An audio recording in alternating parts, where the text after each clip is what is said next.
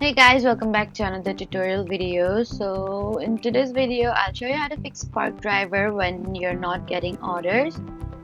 So if you're online but offers aren't coming through, then just follow along. First, confirm that you've set yourself to available inside the app and make sure your location services are enabled and that the app can access your location. Drive closer to busy stores or other participating locations since orders are usually assigned based on demand and proximity. And you need to check that your internet connection is stable and that app notifications are turned on.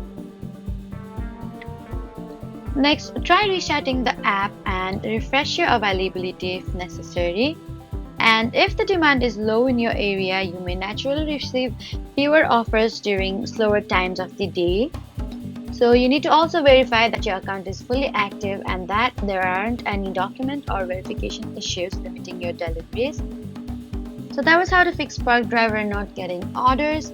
Please don't forget to like, comment and subscribe for more helpful tutorials. Thank you for watching.